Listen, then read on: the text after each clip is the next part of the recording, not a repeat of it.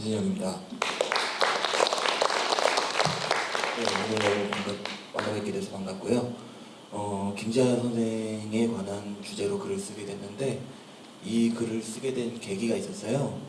5월 8일 날 돌아가셨는데 이상하게 그 분의 부고를 쓰고 장례식장에 좀 가보고 싶었어요.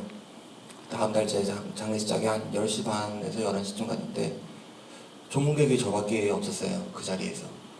그 약간 불이 반쯤 꺼진 장례식장에서 이제 밥을 먹는데 이상하게 시간이 좀 멈춰진 감들이 있더라고요. 생전에 그 사람처럼. 근데 그래서 그분이 어떤 분인가 좀 잠시 생각을 해봤어요. 지난 6월에 어떤 임진택 명창께서 이제 그런 글을 쓰시더라고요. 위선자가 아니라 위약자였다고. 선을 위해서 악을 행한 사람이 아니라 악을 위해서 행한 사람이 아니라 선을 위해서 악을 행한 사람이었다. 그 말이 참 맞다고 생각을 해요. 어떤 정파에도 몸담지 않았던 사람이었고 그가 이제 사형 선고까지 받았던 사람임에도 우리는 조금 그의 아픔을 조금 이해하지 못하고 그를 너무나 조금 단순하게 바라봤던 건 아닐까 싶어서 이 글을 쓰게 됐고 어떤 좀 참을 수 없는 갈증이 있었던 것 같습니다. 그렇게 해서 글을 시작하겠습니다. 김지아 선생의 좀 저항 시인으로 많이 평가가 되어 있는데요. 조금 이제 저항에서 생명으로라는 많은 주제가 담론이 있었고요.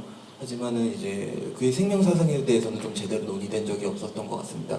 생명 상상가라고 했지만 왜 생명 사상가인지 그 부분을 조금 더 깊이 이해해 보려고 이제 마지막 그 산문집을 좀 위주로 이제 글을 썼고요. 근데 그 글이 워낙 좀 어려운 내용이라 가지고 개인적으로는 이제 내가 이해할 수 있는 만큼만 또 내가 쉽게 얘기할 수 있는 부분만 여러분들께 좀 얘기를 해드리고 있습니다. 일단은 아무래도 그 감옥에서 이제 환경에 대한 주제를 좀 많이 보셨던 것 같아요, 김지아 선생님께서는.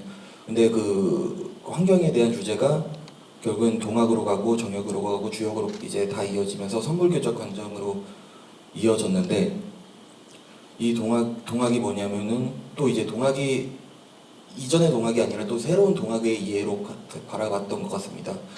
그 사람 안에 한올이 있다는 말씀은 내 안에 신이 있다는 거고 내 안에 신령한 무언가가 있다는 것은 그건 너에게도 있다는 거고 모두에게도 있다는 겁니다. 내가 너를 모셔야만 그것이 바로 내 안에 신령함이 깃든다는 얘기거든요. 저는 그 인간은 만물의 영장이다라는 말을 별로 좋아하지는 않습니다. 하지만 내가 내 안에 내가 만약에 한 인간이 그 마음 안에 만물을 모실 수 있다면 그 인간은 만물의 영장일 수도 있다고 생각을 합니다. 내가 너이고 너가 나이고 그렇게 해서 끊임없이 연결된 마음들, 그 마음들이 모여서 하나의 우주가 되고 신이 되는 것과 마찬가지라고 생각을 합니다. 그 주제는 이제 김자의 이제 흰 그늘 심연과 학의 미학이라고 했는데요. 한국학 영역에서 많이 이제 어떤 생태 무괴 미학들이 있지만 오적의 시인으로도 많이 평가되고 있고요. 근데 이제 정선 아우라지를 비롯해서 결국에 그가 가진 역량 안에서 한국학의 영역들이 그의 글들에 많이 녹아나 있습니다. 특히 마지막 시집 같은 경우는 되게 빈 공간들이 되게 많아요.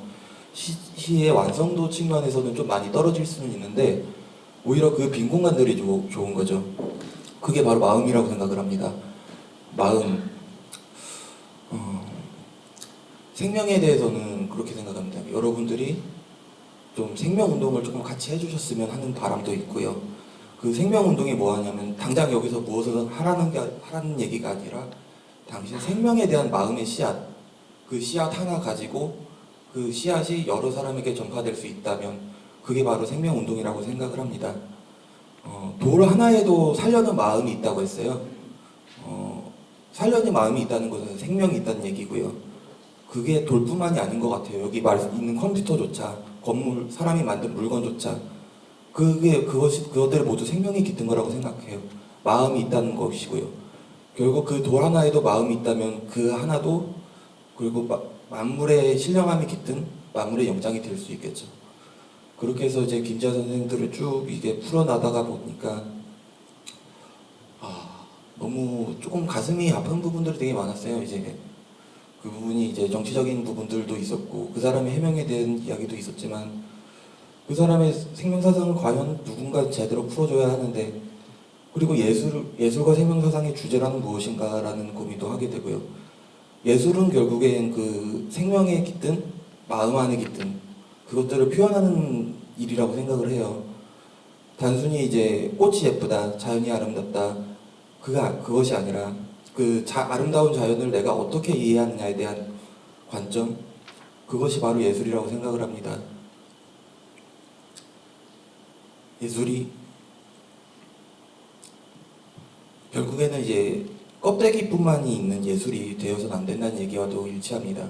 마음이 없는 예술이 이 자리에 좀 많은 예술인분들이 있는데, 마음이 없는 예술이 있는 경우들이 많은데, 결국에는 그것들은 다 사라질 수밖에 없는 것들이고, 또 전 세계적인 기후위기들이 지금 우리에게 닥쳤습니다.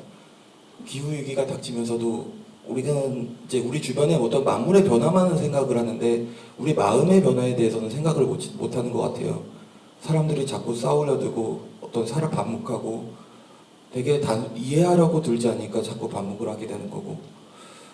근데 그게 지금 전 세계적인 현상인데, 그거를 이제 김자 선생님께서는 이제 정역으로 다시 풀이하셨거든요. 이것은 이제 김자 선생님께서 오대산에서 좀 꽤 오랜 시간 머물면서 탄어의 영향에 대해서도 좀 많이 받은 측면이라고 봅니다. 그 탄어의 이제 예언을 들자면은 이제 몇 가지가 또 있고, 근데 이제 한순간에 기후위기가 이제 서서히 오는 것이 아니라 기후위기는 한순간에 온다. 한순간에 사람들에게 많은 것들이 온다.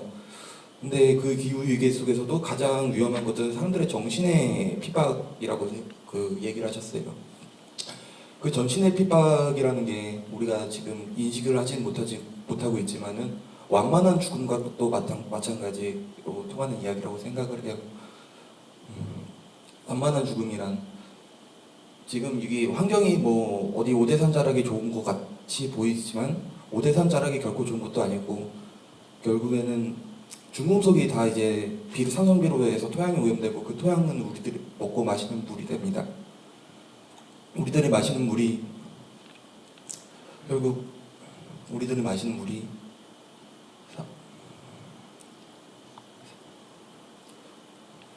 잠깐만 다른 얘기를 좀 넘어갈게요.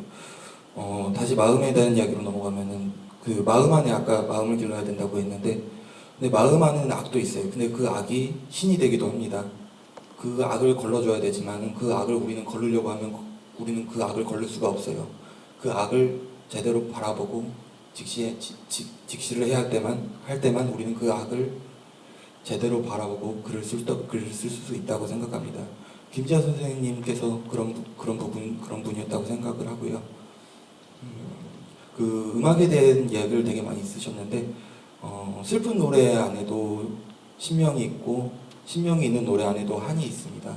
그 어떤 중간에 대한 식임새라고도 얘기를 하고, 그것을 이제 정선아리랑으로 풀이하셔가지고 정선아리랑에 대한 이야기를 되게 많이 하셨는데, 어디까지 이야기는 가는지 모르겠지만 그 틈의 관점, 그게 되게 중요하다고 얘기를 해요. 지금 흰 그늘이라고 했지만 흰 그늘이라는 게 세상에 어떻게 존재할 수 있을까? 사실 존재할 수 없는 부분이지만 존재할 수 있다고 보는 거거든요. 그거는 바로 이제 그 주역 시대에서 정역 시대로 넘어오는 어떤 이제 기후 위기의 어떤 한 증거이기도 하고요. 음과 양의 변화, 음과 양, 영과 일, 태극, 무극, 이 또한 다 마찬가지의 이야기입니다. 이진법, 과학으로는 설명할 수 없는 것들이 예술로서 인식을 깨워준다. 그 말씀을 드리고자 여기서 이만 강연을 마치도록 하겠습니다. 감사합니다.